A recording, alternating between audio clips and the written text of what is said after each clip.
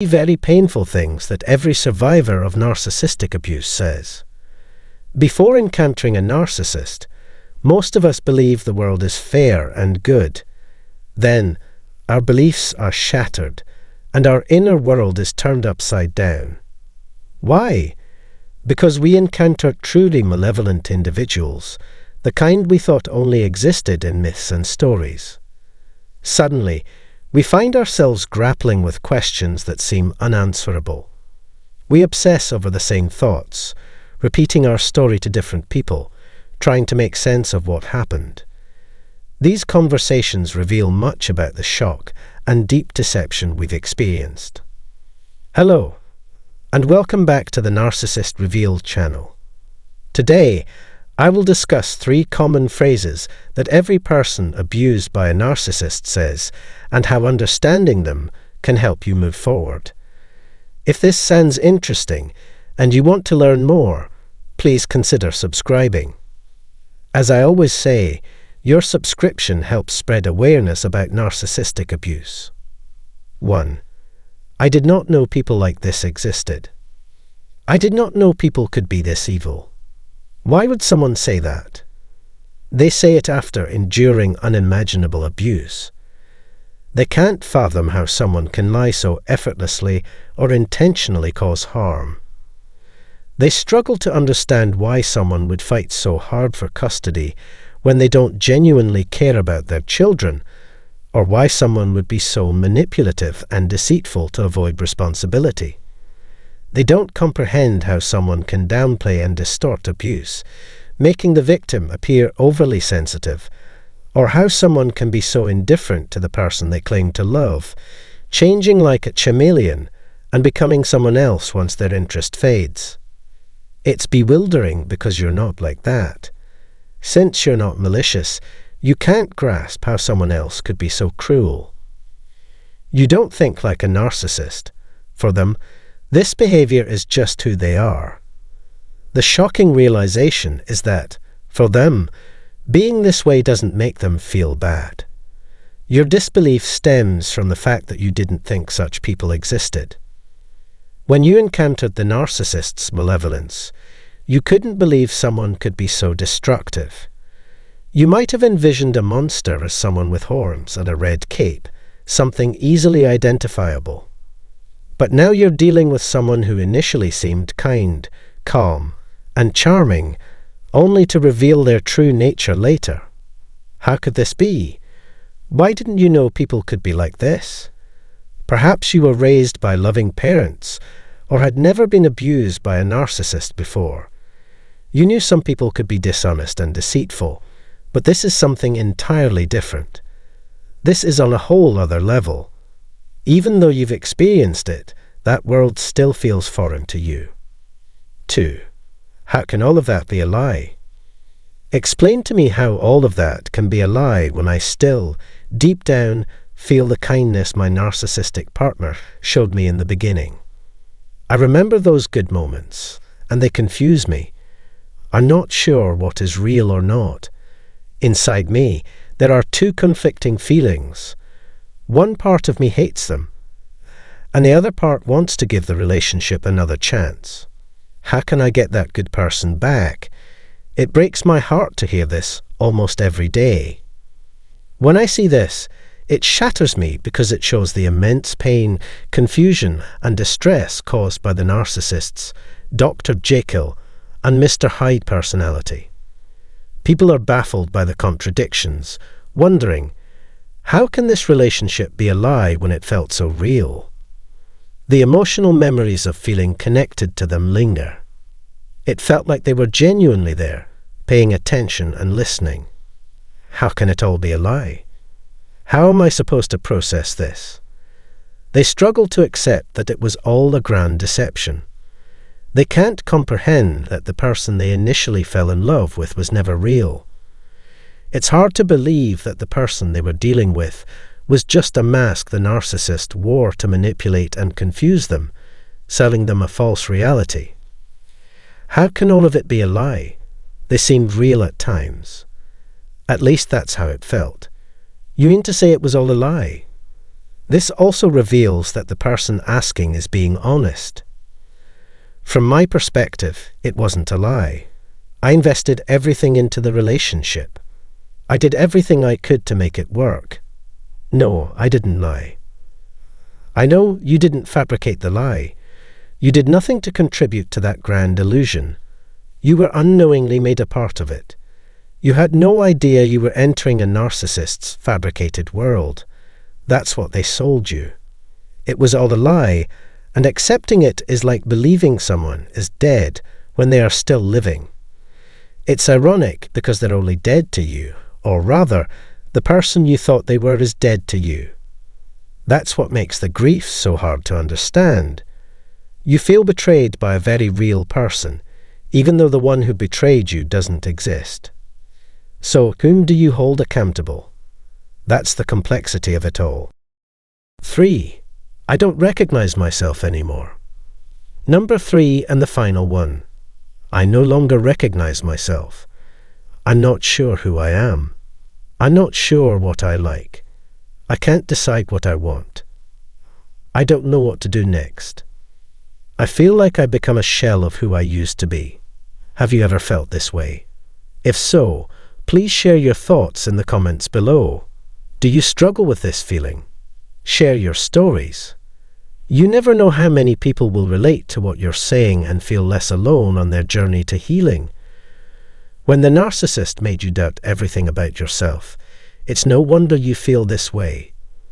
They boxed you into a small, self-doubting corner to keep you from shining. They envied your potential, your empathy, and your capabilities. They couldn't possess these qualities, so they sought to destroy them. Their jealousy manifested as hostility and rage towards you. It's only natural to feel disconnected from yourself when someone constantly made you question your instincts until you lost touch with them. They gaslighted you, twisted reality, and set traps to ensure you failed, making you believe it was all your fault. You're too sensitive, they'd say. You're overreacting. There's nothing wrong. You're making things up. You just want to make me look bad. You're bringing problems from your past into our relationship. They'd accuse you of not knowing how to treat others or of being interested in someone else, all to keep you off balance. This relentless assault wasn't just about separating you from your sense of self. It was about dissociation, a deeper disconnection. They made you doubt your own values, pushing you to do things you'd never do, like cheating, things that went against your very morals. If your partner hadn't been so selfish and unfaithful, you'd have left them without a second thought. But this person twisted your reality, making you believe their actions were your fault, that you weren't attentive enough. This manipulation led you to comply out of guilt and shame. You allowed them another chance, not because you wanted to, but because they made you feel like you were to blame. Reclaiming yourself after such an experience is a powerful act of defiance. By sharing your story, you not only heal, but also inspire others to recognize their strength and begin their own journey back to self-awareness and self-love. You told yourself, "No, I need to fix this. What did I do wrong that made them seek help elsewhere? How can I provide what they need?" This is what we call a guilty conscience. I made a mistake. I need to fix it right now. This mindset keeps you trapped and leads you to break your own moral code. It creates a deep cognitive dissonance within yourself. What does this mean? It means the person you see now is vastly different from who you were before meeting this toxic individual. This gap leads to silent self-betrayal. When you act against your own values to satisfy the ego, you betray yourself. It's unavoidable, and it leaves you feeling guilty, angry, and full of self-blame. Why didn't I leave earlier? Why am I so stupid? This is what I call moral injury. Make sure you join my workshop on July 7th and 14th if you want to overcome this. To learn more, click the I button above or the link in the text. In summary, I'll write 3 key points. 1. I did not know people could be this evil. 2. How can all of that be false? There must be some truth to it, right? 3. I don't recognize myself anymore. People say much more, and I'd love to hear from you. Leave your thoughts in the comments below. It's time to wrap up this discussion. Thank you for spending time with me. Until next time, let the healing begin and continue. Let's delve into the intricacies of what occurs when a narcissist realizes they're not getting their way. Picture this. You have this initially innocent narcissist, akin to a puppy, absorbing all the attention and praise as they mature into full-blown adults with egos towering like mountains. When circumstances don't align with their desires, brace yourself. It's akin to a personal affront to them.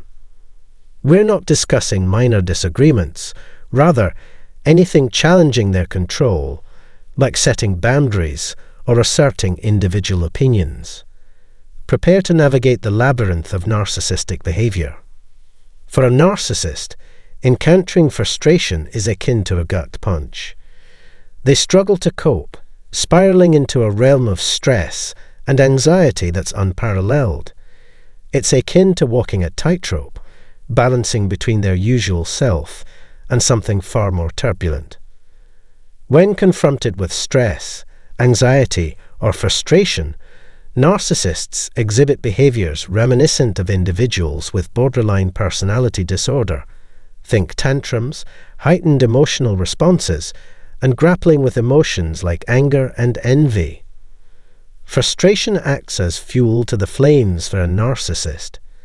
In severe instances, it can propel them into a state of primary psychopathy, distinct from the secondary psychopathy often associated with borderline personality disorder.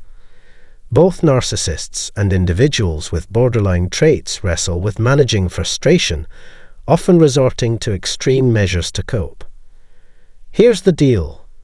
When a mentally healthy individual experiences frustration, they might assert themselves to address the issue. However, for a narcissist, it's an entirely different scenario. They often resort to external outbursts, employing verbal or even physical aggression, a phenomenon known as coercive snap. Their aim is to compel others to conform to their desires, molding reality to fit their vision. Any resistance or attempt at self-assertion can trigger a violent response as the narcissist seeks to assert dominance. It's essential to grasp that narcissists perceive frustration as an internal battle, often disregarding external influences. To them, individuals and objects are mere extensions of their thoughts, existing solely within their psyche. Therefore, when they experience distress, they interpret it as an internal conflict rather than a response to external stimuli.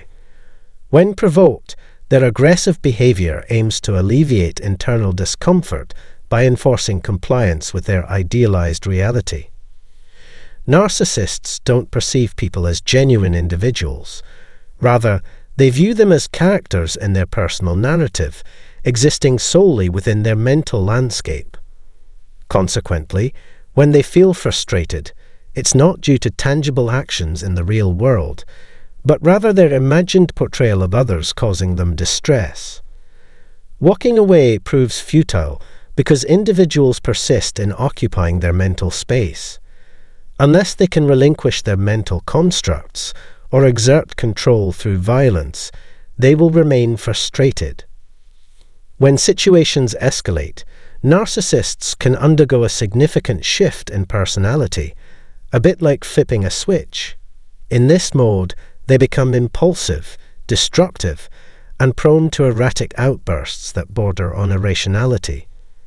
These episodes, often termed as borderline rage, differ from the typical anger displays associated with narcissism. Initially, when a narcissist adopts a cold and calculated demeanor, they may resemble the archetypal movie villain, focused solely on their malevolent schemes, indifferent to the collateral damage.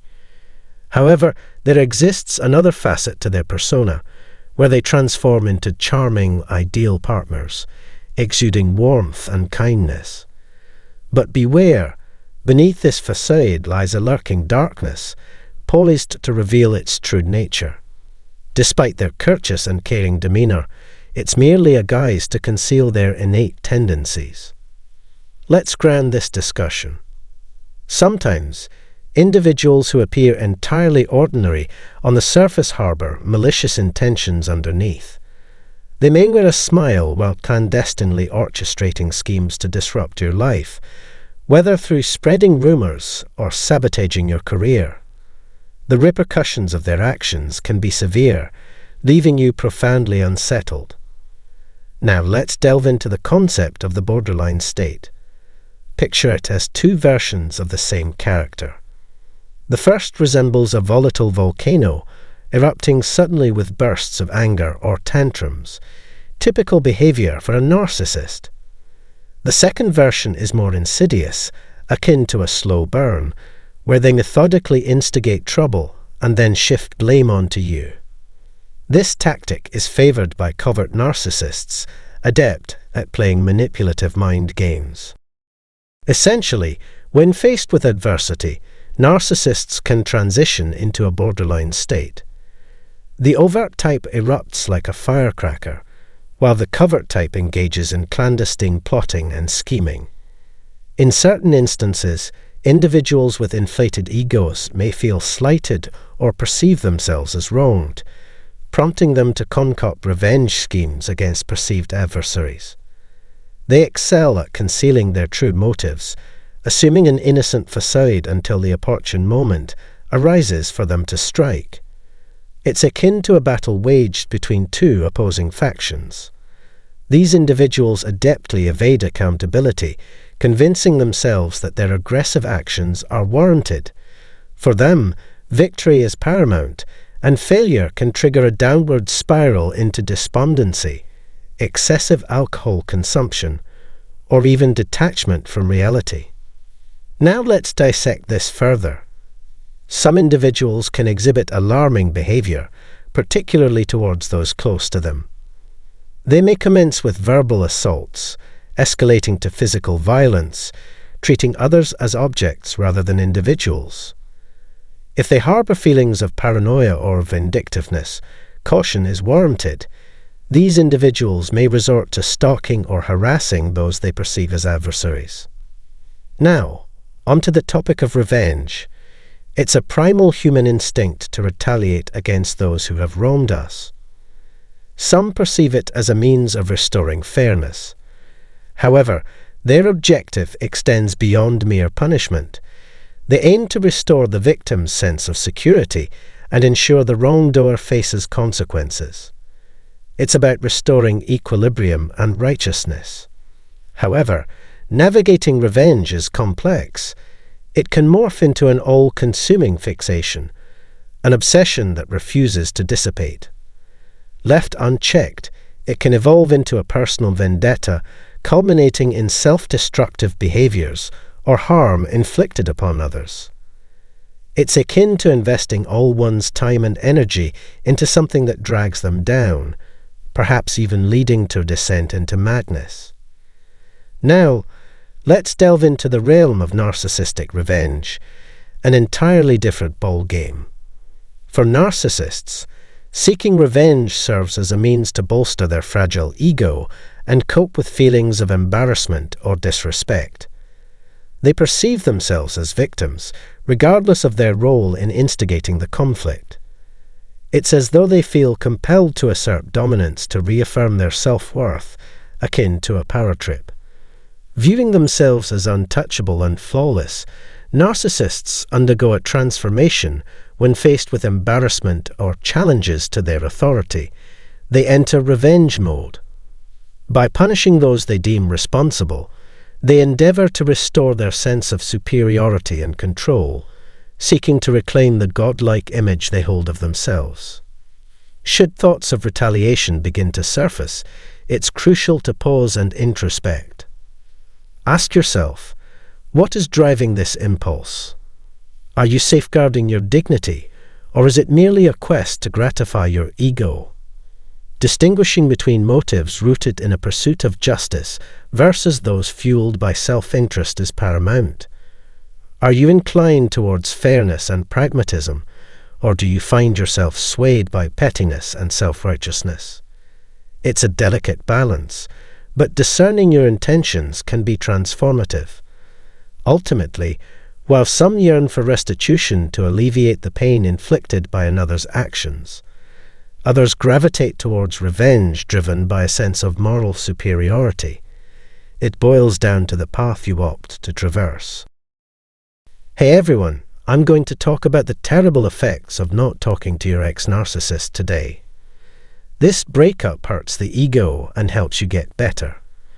They think that after the split, you will still want them and feel lost without them. They get stressed out and hurt their ego when you don't chase them after the breakup and let them go. The narcissist likes having power, freedom, and options. They like knowing they can come back to you at any time. But no touch at all makes them understand they can't come back into your life. They see you as more important now that you've changed so drastically. They feel bad about this, but it's their fault. Get away from people to heal and add new things to your life. You might realize that your worst fear was actually your best one someday. This video is where I want to tell you more, so let's start. A lot of people wonder why it's so important to stop talking to an ex-partner who is a narcissist. The no-contact rule can make this argument hard to start because it has two sides. Narcissist victims can get better with this, but it hurts the ego in a lot of ways. Take the case where the ego leaves you as an example. This makes them think about how they think things will go after the breakup. The narcissist already has a story that supports them. It starts with the narcissist using your low worth to explain why they broke up with you. According to their plan, you wanted to be with the narcissist even though you didn't have much to offer. The script said that you didn't want the relationship to end and that you would miss the ego. This story makes it sound like you will chase them and be upset, scared, and sad. The narcissist wants you to stay this way during the supply after the breakup. Narcissists feed their egos with things that have been thrown away.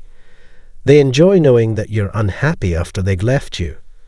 They think that your pain makes them look better and shows how important they are in your life. If you don't follow them like they want you to and accept the breakup, the narcissist's plan doesn't come true. The narcissist is shocked by how things have changed. All of a sudden, they're not where they thought they would be after the breakup. Narcissists ask themselves, whose story am I living in right now? That perfect world of theirs is gone now. Things are going the way you want them to. One of the worst things for narcissists is when their script gets changed, taking away their script to boost their ego. Changing the script doesn't hurt the ego only. You also took away their freedom, which they really value. Narcissists like having freedom. They like having power and environments that are easy to change. The narcissist is sure they can easily get back into your life after they dump you because they think you still want them because you think they're better. People who are narcissistic say that you need them because you're unhappy without them. You change when you follow the no-contact rule and disprove the narcissist's story. The narcissist knows it will be hard for them to get back into your life. You have to face the harsh truth. They can't be a part of your life anymore.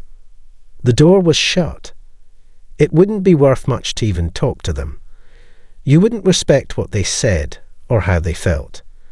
This idea may scare the ego, especially if they've never thought about it before. They find it hard to believe that they no longer have a right to be in your life and that they can't just come back. This tragedy also breaks their pride by making them realize they might not be as unique or attractive as they thought. This changes how the narcissist sees you in a big way. They think you're more valuable now than they were before. This new way they see you will stay with them no matter how mean they are or how unstable their mood is. The way a narcissist acts is like a swarm of Chester bees. People often have to go outside because of Chester bees. They might have mood swings like narcissists do. As with draft beer in a club or bar, when a new barrel is tapped, the whole pint of beer may fizz up, making it unstable. Getting a steady pint of the beer you want becomes almost impossible. This is how narcissists feel when they are told they can't talk to anyone. They lose all of their balance. They're stuck in a tough spot where they can't help, but see you as more valuable and wanted, like a pint of beer fizzing.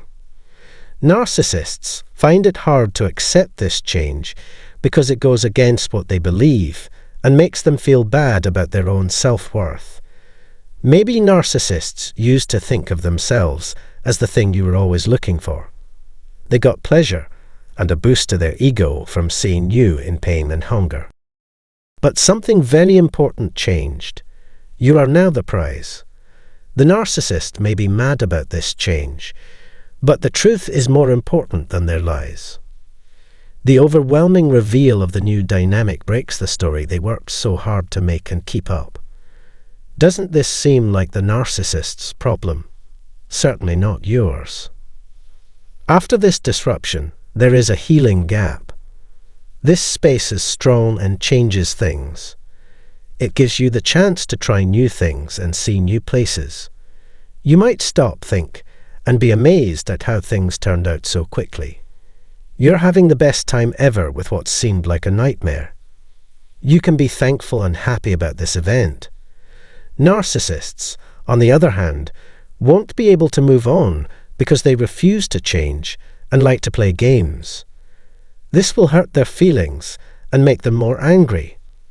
They may plan ways to get you back if you've broken the no contact rule and moved on. This doesn't matter if you're no longer interested. The narcissist can't come back because you close this part of your life. It's like a tap that leaks and is a pain. When you turn it off, it stops making noise. We appreciate you taking the time to watch this video. Thank you very much for your help. Please like this movie if the information in it was useful or interesting.